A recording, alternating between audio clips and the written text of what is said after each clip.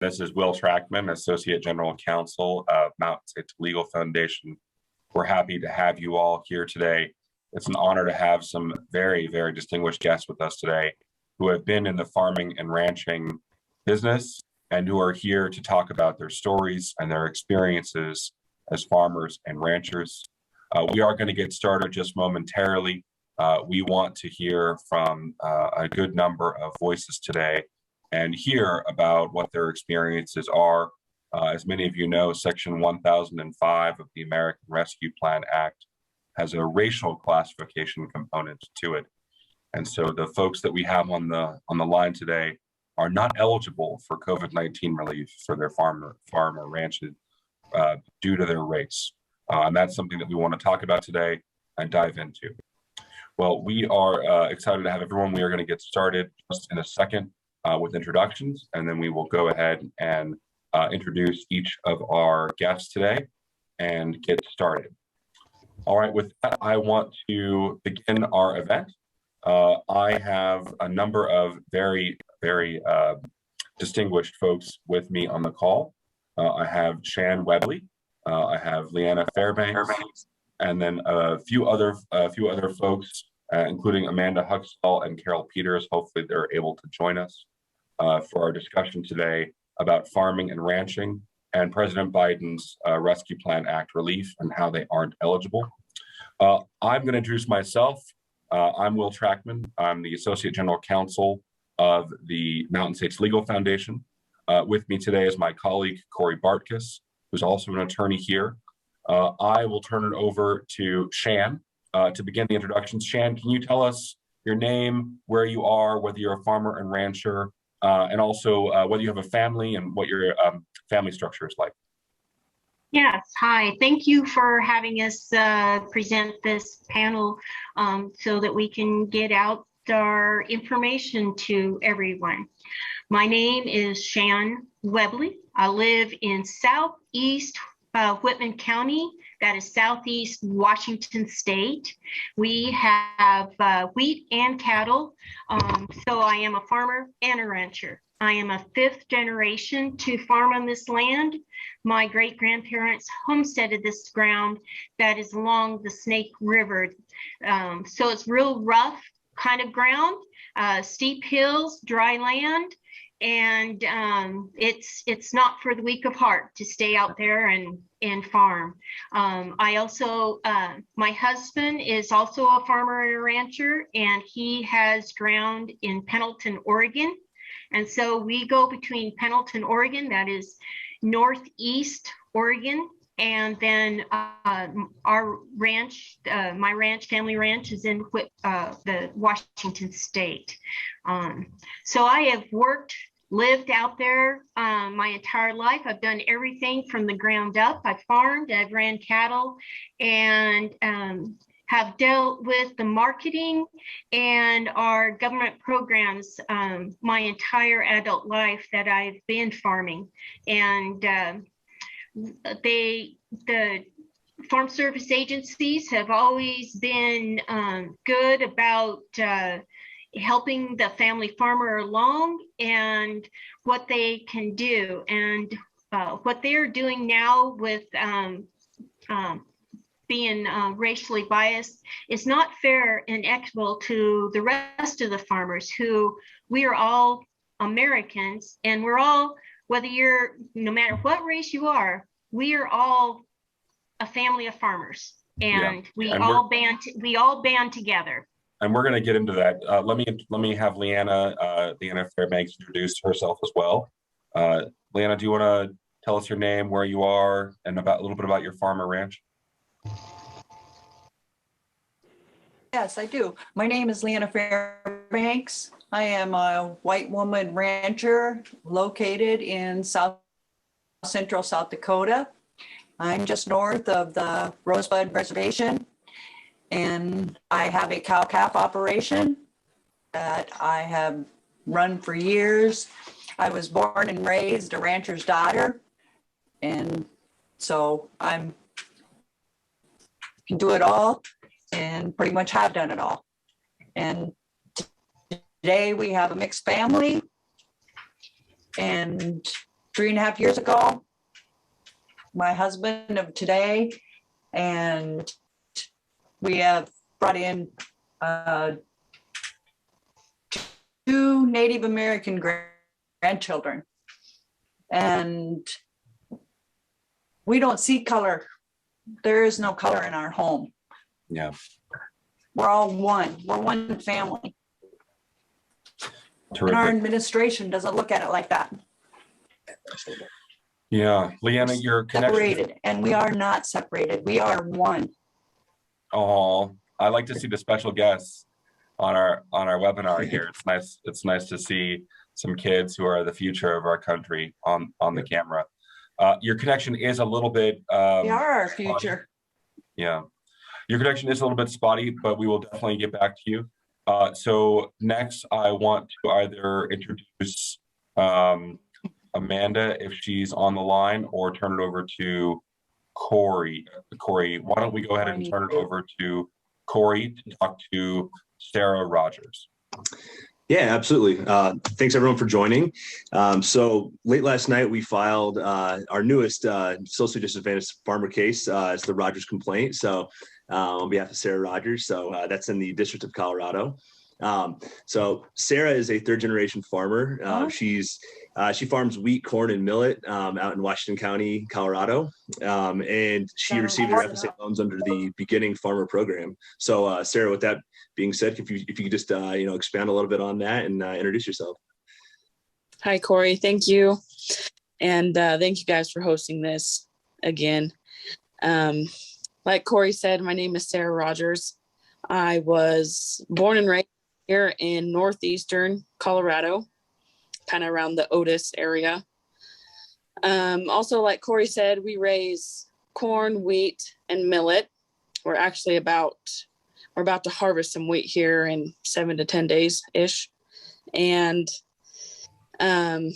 we are all dry land. We have no irrigation, no help. We just rely on the clouds pretty much. So that can be kind of high stress, high risk. I am also a mom to 2 beautiful little girls and also a stepmom to Amy. I've been married to my husband for 5 years in January. And I've been farming for about 5 years with my own ground, but ever since I was little, I've been out there on the farm with my parents and grandparents. My grandpa bought some ground in 1965, and I am still farming some of that ground. So I'm very proud to be doing that. And it truly is a family farm. And I'm just raising kids and raising crops pretty much. So that's a little bit about me. How does it feel to be in a lawsuit against the federal government? It's a little surreal, to be honest. I would never have thought I would be in this position, but it's an issue that is really, I couldn't believe it when I researched it, and that's why I got involved. And it's just not right. And I think farmers' voices kind of get lost in government. And so I want to try and represent that for everybody out here and all the farmers across the U.S. Excellent, thank you. I think we just added Carol Peters. Carol, if you have audio, can you go ahead and introduce yourself and talk a little about your family, your farm or ranch, and where you are?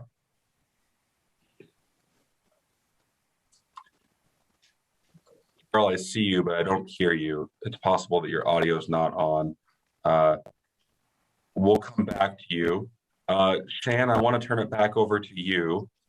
Can you describe for us, and I know you already touched on this a little bit, what is your history in terms of your property and how you've gotten to where you are, at the same time, how you're impacted by COVID-19 and not receiving this debt relief?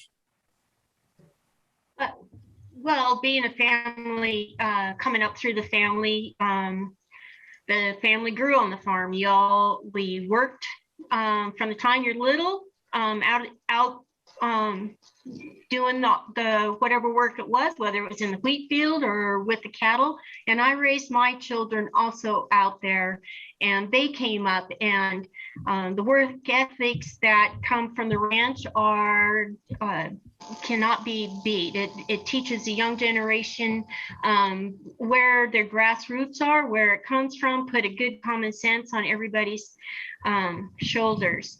It is a struggle. Farming is a struggle. It is more of a lifestyle than and you are barely making ends meet year after year. You're having to watch that. It's hard to bring your families up and to bring the next generation in. Sean's talking. Hi, Carol. It looks like your audio is working. We'll come right back to you. We're hearing from Shan right now. Sorry, somebody else is talking to me. We're trying to log in. Okay. Go ahead and Sorry. mute yourself. Shan, I'm sorry to interrupt. Oh, no problem. So working, there is no color discrimination when it comes to work or your finances, and how the struggle to meet those expenses that come in, which keep coming up, and the marketing, which we don't have much control of. We are at the mercy of the marketing. So when the marketing goes down, our margins go down, or they go to nothing. And so when COVID hit, that cut our prices for cattle down into the drink. So there was some COVID relief for our cattle that did help out. And it kind of gives us a little bit of a crutch. But to cover all of our expenses is still a struggle. Then throw in natural disasters. We had a huge flood in our area 2 years ago. We're trying to struggle from. My ranch itself did not get into the firestorms last year, but many of my neighbors were totally burned out last year. And to recover from those huge natural disasters is very much of a struggle for these families, because our resources as family farmers are minimal, and all we think is can we put in more hours? That's how our family farmers work, is, well, we just got to work harder. And it's not as the corporate farms can deep down into their pockets a little easier than what our family farmers are, but it's the family farmers that care about their products and care about the land that really should tell their stories, because we are the caretakers to pass this on if we can keep it going. And like I said before, if we don't care what color our neighbors are, we only care about our character and the work that we can get done and helping each other. And everybody wants a fair and equitable way to be treated. Yeah, thank you for that. Leanna, I'm going to turn to you next, bearing in mind that your connection's a little bit spotty. So if you fade out, I may move away from you. Can you tell us a little bit about your property and your history and COVID-19 and what this debt relief would mean? I've always been raised and stayed with the livestock, the land, been involved in the ranching. But in 2008, I had an opportunity to move out in the area where I was born and raised. A gentleman that I grew up with, his kids, offered me this place. A couple days later, my father came over and said, "Leanne, you need to go over there and rent this tribal land that's sitting and vacant." So I went over to the Tribal Land Enterprise, and the man I'm with today, Calvin Wan Sr., was a director of that program. We talked about the land. He said, "No, I'll look into it and I'll call you." Next day he called me. 2 days later, I went over and we sit down and talked. 500 acres of the 900 was full of noxious weeds. and we wanted to restore it. So we put together a team of the NRCS, the Game Fish and Parks, and the South Dakota Grassland Coalition. Today, we have that land completely restored back to native grasses, some alfalfa, and that is where I run my cows. But that was people of color working together to change the land that is going to take care of us, and we will have for future generations. That's what I want for all of my grandchildren, the two that are living with us and all the rest of them. I want them to be able to experience what it's like to have a passion for the land and the animals. And yes, COVID has been hard on all of us. COVID didn't pick out color. COVID hit everyone. Right now we're in a drought. We got half the hay we've had years before. And could we use this? Absolutely. It doesn't matter what color our skin is. It's no different than the two grandchildren I had here. They don't care what color my skin is. We're all one, we're family. And our leaders don't see it that way. Yeah. Well, thank you for that, Leanna. So would that change our lives? Yes, it would. That's right. Well, we have two new guests with us. We have Amanda Huxall and Carol Peters, who have not introduced yet. Let's turn it over to Amanda first. Amanda, can you tell us your name, where you are, about your property, and then also how COVID-19 affected your property? Sure. I'm Amanda Huxall. I'm from Holbrook, Nebraska. I farm here on my family's farm. I'm actually the 4th generation farmer on this land. We've added a few pieces of ground over the years, and we've also lost a few pieces of ground over the years. We raise beef cows. We do food grade soybeans. I'm actually organic transitional, which if you know anything about in Nebraska, that's a little bit out of the norm. But COVID-19 hit us hard with beef prices. It hit us hard with just about everything. My husband runs his own construction company. So I'm out here doing the farming and the ranching, raising 3 kids, trying to, keep the farm afloat. And it hit his business hard, but it really hit me hard personally as my chore list got a lot longer. Our finances really were struggling. I mean, we barely made our bank payment this year. It's my 5th year farming by myself. So the financial end of it was very stressful. We could definitely use the help from the government. It sure would have been nice to qualify for that. Well, how does it feel to know that you would be eligible for 120% debt relief if your skin were just of a different color? Quite frankly, it pisses me off. It's not about skin color. Our consumers don't care. I never have cared either. I mean, if you're hungry, it is my job as a farmer to feed you. I don't care who you're from, where you're from. I don't care as long as you're fed. And I mean, I can only look at it as if we were to deny a person of skin color from purchasing our soybeans, could you imagine the uproar that there would be if we put the shoe on the other foot? I just never personally would I be able to do something like that, but I feel the way the current administration is turning the tables, that in the very near future, America could become that way because it's going to anger so many people in so many different avenues. And like these other ladies have said, I mean, a lot of our stories are very similar, but farming is a family, and we're all together in on this. It doesn't matter what part of the country we're from, we're still farmers. And when one farmer fails, we're all failing. So it's important to basically keep that farm family together. And why segregate because of my skin color? I mean, to me, that's just so 100 years ago. That is not the America I know and appreciate. That's right. All right, Carol. Well, I think your audio is working now. Do you want to introduce yourself and talk about your property and your experiences? Certainly. My name is Carol Peters. I am the owner of Slow Turtle Farm in Eustis, Florida. And I have a small background in farming, have been a military veteran. I am a mother of 2 adult grown children, spent most of my adult life taking care of them, taking care of my husband while he was doing his career as a firefighter.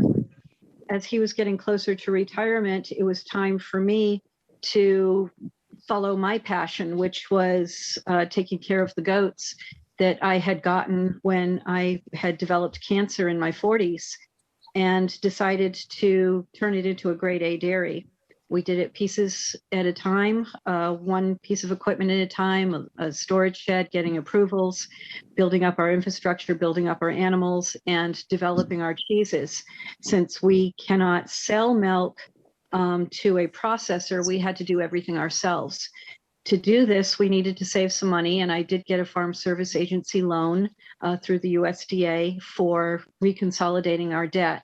It was a short 6-year term, and we had no problems making the payments on that until my husband retired and we started building our infrastructure. Everything was fine until COVID hit, and the personal slush fund that we had to finish and build out everything started dwindling as we had a few little setbacks, which is normal when you're starting into a grade A situation.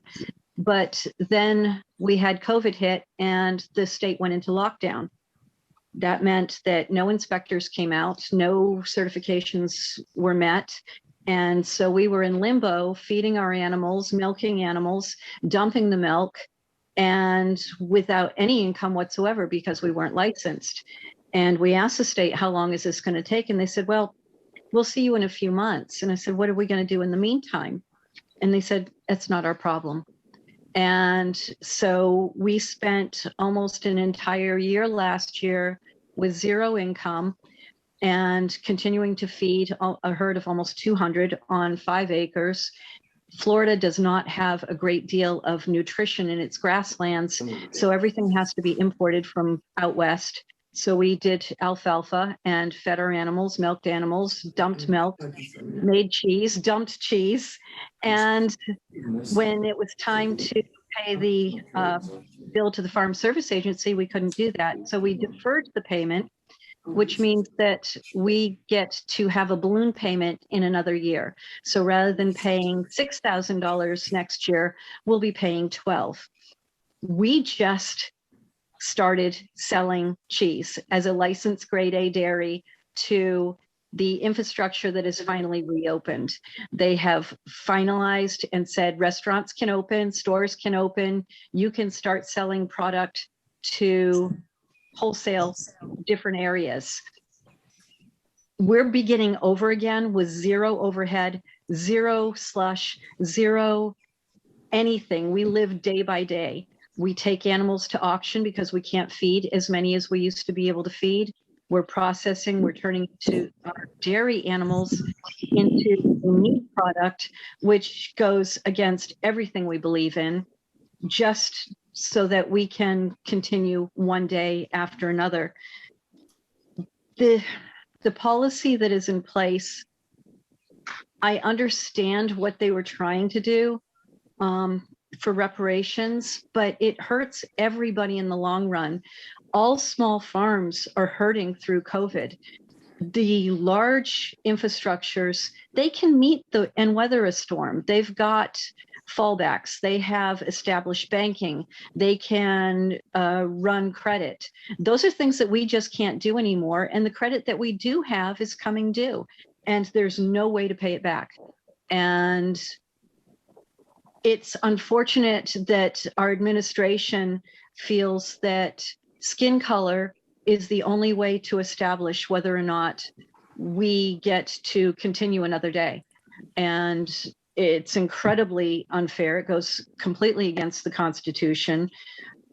If we are denied any relief whatsoever, which we've been denied with everything, PPP, EIDL, USDA, everything, there's been nothing for us. We'll end up shutting down. The work that I have done for the last 10 years to finally rebuild and see our dream through will be over. And that's unbelievable that our administration can do that to us. Yeah. Well, thank you for sharing. That was extremely heartfelt. Corey and Sarah, I want to turn it back over to you to talk about your situation and the lawsuit that we brought on your behalf, to talk through some of the legal elements of how what folks in Washington are doing that's wrong. And then I will go ahead and move to some Q&A of all of our panelists. And by the way, if you have a question for our folks today, there is a Q&A box open. We will have time for some Q&A. All right, with that, Sarah and Corey, do you want to talk through your farm in Colorado and some of the experiences you've had and what you envision with the lawsuit occurring? Yeah, absolutely. Sarah, I was going to ask you pretty much the same thing. If you could just tell us a little bit more about your background. I know you already touched upon it a little bit, but really your background, the farm's background, and really just the events leading up to this lawsuit. Okay. So I decided to purchase ground of my own about 5 years ago. I was out of college and I decided I wanted to do farming full time, wanted to raise a family out there. This is where I wanted to plant my roots. So I purchased my first quarter of ground, which is 160 acres. I purchased that through the FSA. And I had the choice of either going through a beginner farmer program or the underserved minority program because I'm a woman. And I really never felt underserved, or I just felt like I went out and farmed just like everybody else did. And so I went the beginning farmer route. And then there was another parcel of ground that came up for sale last year, right before COVID hit. And I closed on it in February of 2020. And so now I got 320 acres total of farm ground that I got from a loan through the FSA. So when COVID hit, I actually got COVID when I was pregnant last December. And I'm kind of like one of the previous ladies who was talking. I'm farming by myself. My husband has his own job. He has a 9-to-5 at the local co, and I'm kind of on my own. It's to have this relief would just like everybody else on this phone call would be huge. I would save probably $20,000 a year just in land payments. Being on a dry land farm, that would be huge. Who knows when the next hailstorm is going to come through and completely wipe out our corn crop. Or like last year, the drought, we should have been harvesting 100 bushel corn, but we were harvesting 20 bushel corn. And I was kind of banking on that corn to make my new land payment that I had just bought. And it like everybody else, the payments are tight. Everything's tight. Right now, the fuel prices are very high. We fuel our tractors, our combines, our sprayers, our pickups. We use fuel every single day. It's really hard to get parts right now, which if you're out harvesting your wheat and you need a part for your header, it could be a month. And by that time, your wheat's done. I mean, it's very challenging, and to be able just to have the opportunity as the minorities would be huge. And it kind of seems like the Biden administration during their campaign and everything, they rode on the issue of racism. That was one of their main key points, was we represent equality. We represent inclusion. And that's what they ran on. That's what their campaign was on, which is great. And I'm all for that, but that's not what they're putting through the legislation right now. And it's very disheartening. Yeah, you put that very well. I mean, really, the crux of the lawsuit is a equal protection violation. Everyone has to be treated equally under the law. It's plainly stated in the Fifth Amendment. So it's just wrong that the government is picking and choosing solely based on race. Who gets debt relief and who doesn't. And so I guess that kind of segues into this final question is, what do you ultimately hope to accomplish? By being the lead plaintiff on this suit and filing in federal court. What would you like to see happen ultimately? Ultimately, if we end up getting, I don't really see it happening, but if we end up getting our loans repaid, that's great.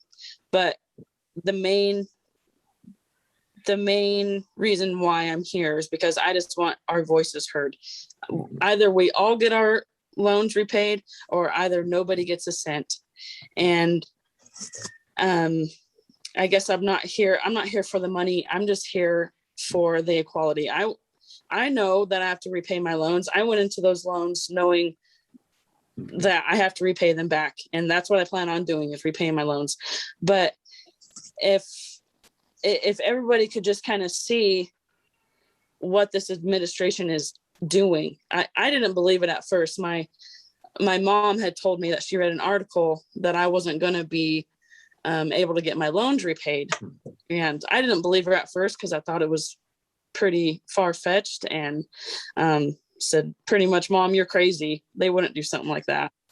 And the more I look into it, I was just dumbfounded. And so I guess if going through this process gets our voices heard and makes it a level playing field in DC, then I would call that a win. And if that means that nobody gets anything repaid, then at least it would be equal. Yep. And if we all get ours repaid, which I don't know how they're going to do, because I think that's a lot of FSA loans, but if that's something they do too, then wow, that's just a cherry on top. And that's $20,000 a year. I don't have to pull out of my pocket. That's it'll be interesting to see where they go with this. Yeah. Well, thank you, Sarah. So just a reminder that you can submit a question for our panel in the Q&A box on your Zoom window. Speaking of Sarah's comments just now, I want to give a brief update on the litigation that's already been proceeding on some of Mountain State's Legal Foundation's other case. We had a hearing yesterday where the judge, the chief judge of the district, was asking questions like, can the government pay all of these FSA loans? And it was interesting to hear the government say yes, absolutely. Whether it's 40 billion or 400 billion, there's no limit to the pool of money out there, which we were very surprised by. I'm not even sure the judge really believed it when the lawyer for the government said that. The government, interestingly, was forced into that position because they want these payments to go out. So they were trying to say the payments ought to go out, and at the end of the day, maybe everybody gets paid, as opposed to having the program stopped. The judge was skeptical. The judge was certainly very skeptical of the argument that the government could do this program the way it's written into statutes. The judge asked questions like, well, do you have to have contracted COVID-19 to be eligible for the relief? Do you have to have suffered as a ranch or a farm under COVID-19 to be eligible for relief under the current statute? And the government had no answer to those questions, because as we've seen in the statute, it is just about race. And I don't think I've ever seen a program that's just about race. I've seen programs where it's a preference or a plus factor. I've never seen a program where you are automatically eligible based on your race or automatically ineligible based on your race. It's just truly brand new territory for us. Well, I want to ask a question to all the panelists, and then we'll move to audience questions. One argument that the government has made is that all of you ought to be grateful just to get the loan in the first place. And now you are biting a gift horse in the mouth by complaining that you're not getting your debt forgiven. How does that make you feel when you hear the government say, well, you are the beneficiary of our programs, so why are you mad at us now just because you're not getting a big payout from the government. So I'm going to first ask Amanda, since she's on the screen, how that makes her feel, and then anyone else that wants to chime in is welcome to do so. Go ahead, Amanda. Quite honestly, in my personal opinion, the government controls just about everything already. They control our prices, our commodities. I mean, literally, they control what we make and what we spend through regulations in every aspect of farming and ranching. So to say that I'm being ungrateful is quite a bit of an overstep. I'm the one that's out here literally busting my butt day in and day out to make sure that not only do I get my bills paid, but I'm living my own dream and I'm doing my own thing. And like every other farmer out there, we work hard, we work long hours. We can do some pretty amazing things, you know, like Sarah was saying, you know, when the combine breaks down, it's not like I'm going to call Joe Biden and say, come fix it. You know, he's not going to do that for me. So ungrateful is not even anywhere close. I want equality. Great. Carol or anyone else you want to offer some thoughts? That statement makes me so incredibly angry. I didn't ask for relief. I didn't ask for forgiveness. I am not asking for forgiveness. I took that debt and I expect to pay the debt back. But I also did not expect to be forced into a world pandemic where everything shut down and we were not given the ability to even be able to make an income and be able to pay back that debt.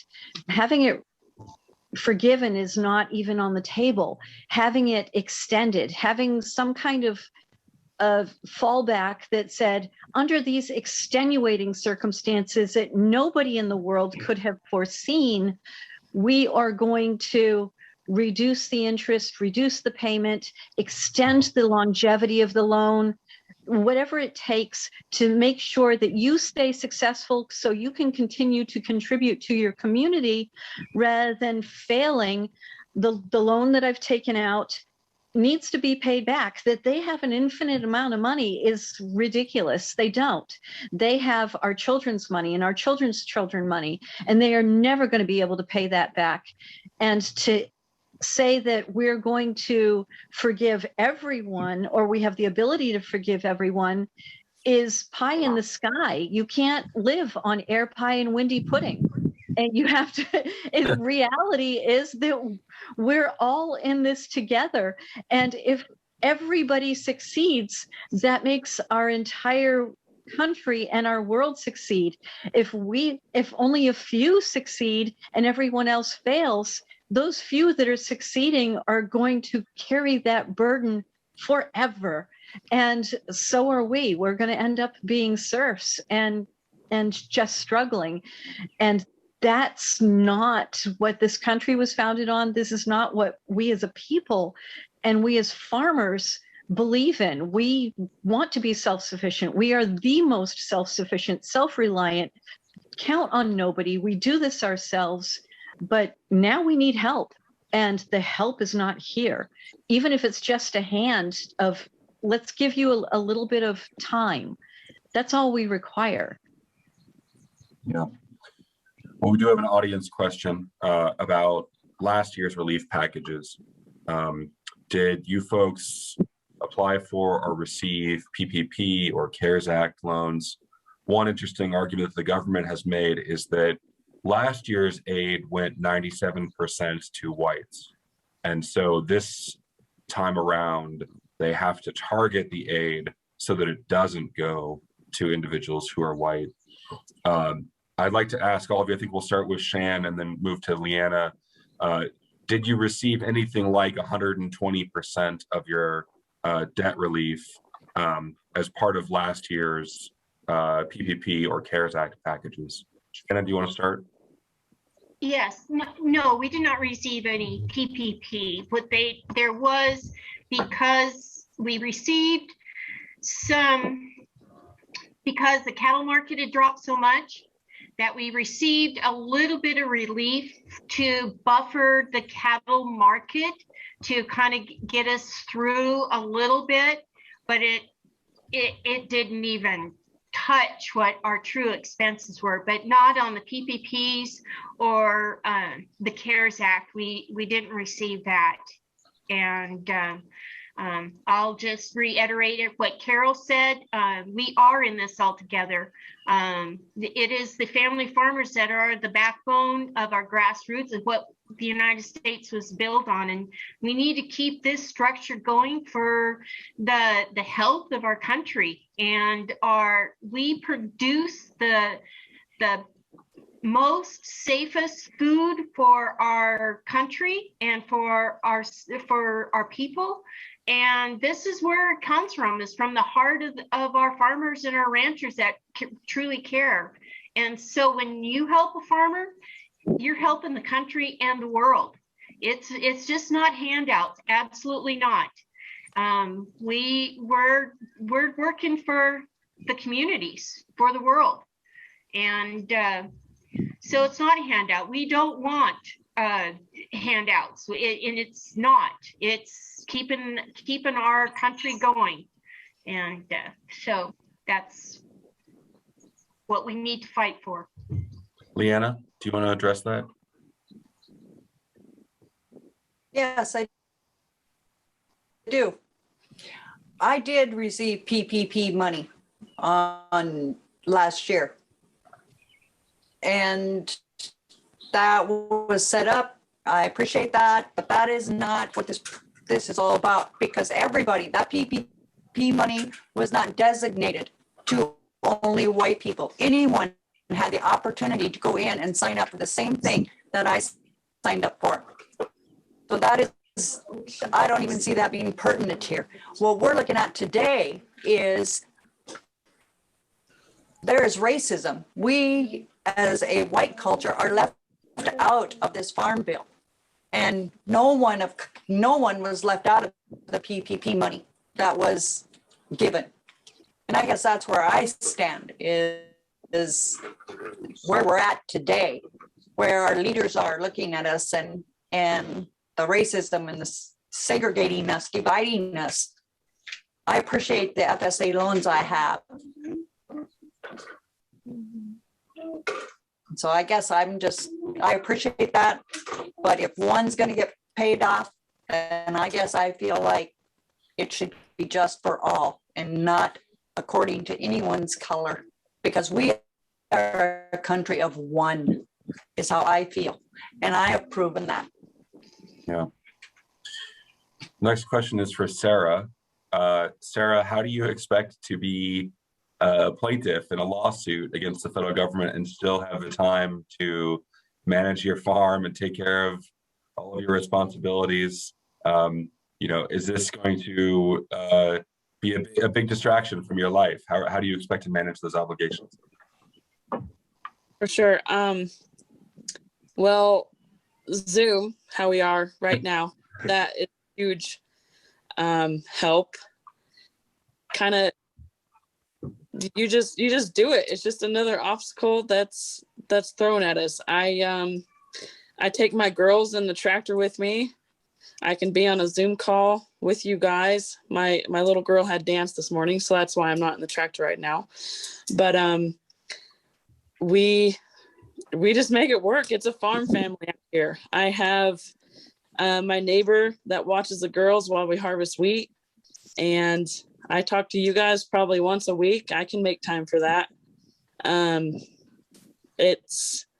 You just do it. I mean, I don't know if that question came from a mother or not, but moms know how to multitask and they know how to do it very well. And trust me, my life is busy every single day.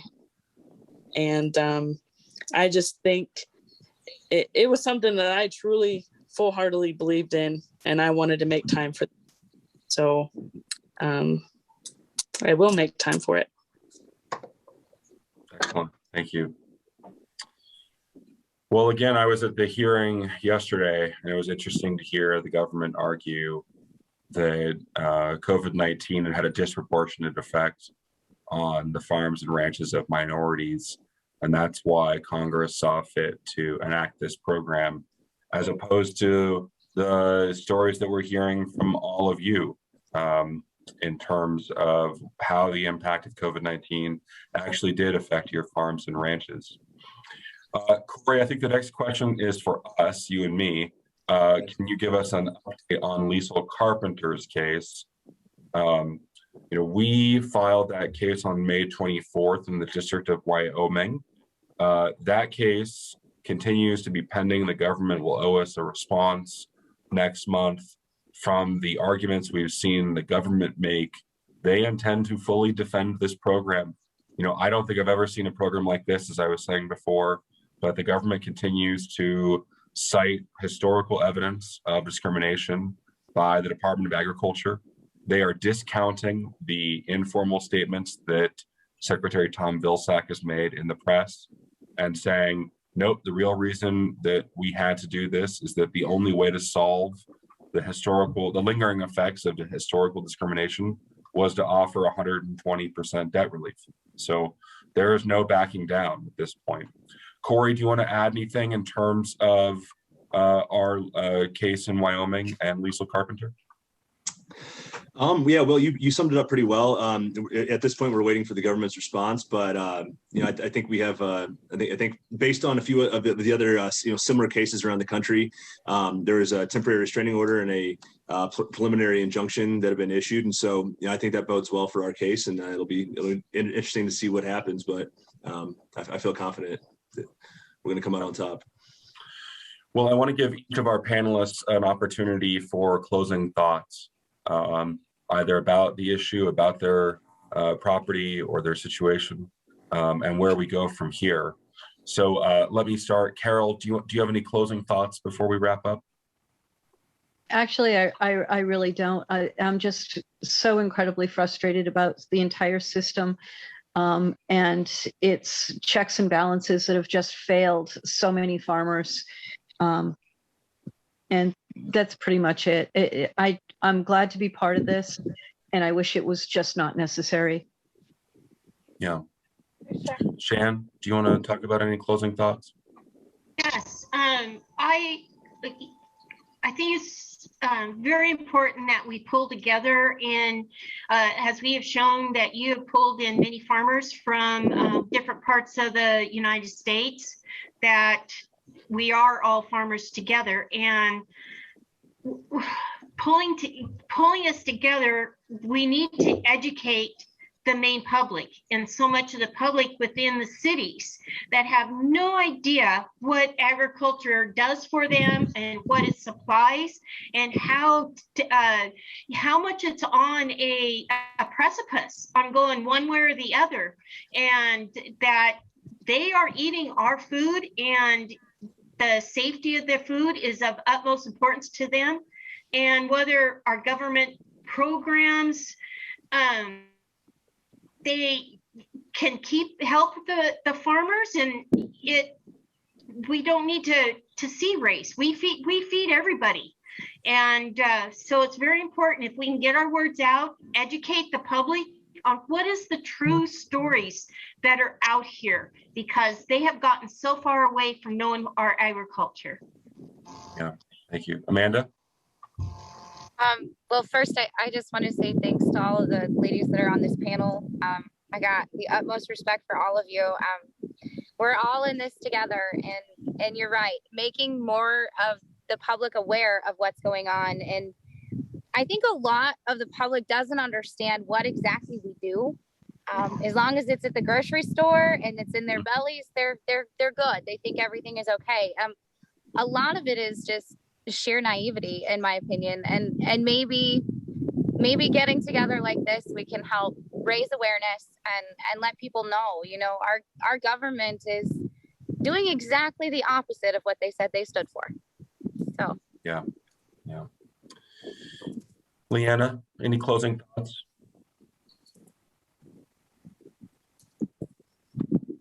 Yes. I want to say that thank you for having me on, and COVID-19 affected all of us. It didn't matter what color we were, it affected all of our lives. And I guess I'm just wanting our administration to look at the more separation that they're creating. And we are one family. It doesn't matter our color. We are one family. And I guess that's what I would like to see our country come back to, one family. Thank you. Yeah, tremendous sentiments. You know, I love the common thread through here that we have more in common than we have differences. You know, one thing that we've tried to emphasize in Mountain States Legal Foundation is that this isn't just a Wyoming issue. This isn't just a Tennessee issue. This is happening throughout the country. And that's why it's great to have folks from South Dakota, Washington, Nebraska, and Florida, and Colorado on the call today to talk through this issue. Sara or Corey, I'll leave it. I'll let you close with any other closing thoughts in terms of where you see the future or anything else on your mind as we proceed through this litigation. After all, we're all going to go back. We're all going to go back farming. We're all going to go back ranching. We're all going to keep our nose to the grind. And that's never going to change. I just hope going through this process, I hope that the American public, that the American media can really give us the time of day just to show people what we go through and how this is not fair and this is not right. I hope that if Biden wants to make an American rescue plan, that it is for Americans. And just, I guess that's it. Just give us all the same opportunity, to same playing field. I can't say it any better than that.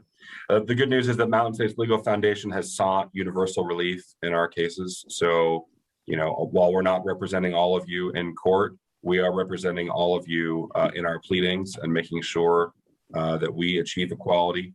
Either it doesn't go to anyone or it goes to everyone. And that's just the way the country has to be. And we appreciate all of your time and your testimonies today. It's so important that we win this battle, not just in court of law, but in the court of public opinion. And I really appreciate all of your joining us today and sharing your voices and your stories. Thank you so much, everyone, including the audience, for their audience questions. Thank you. Thank you. Thank you.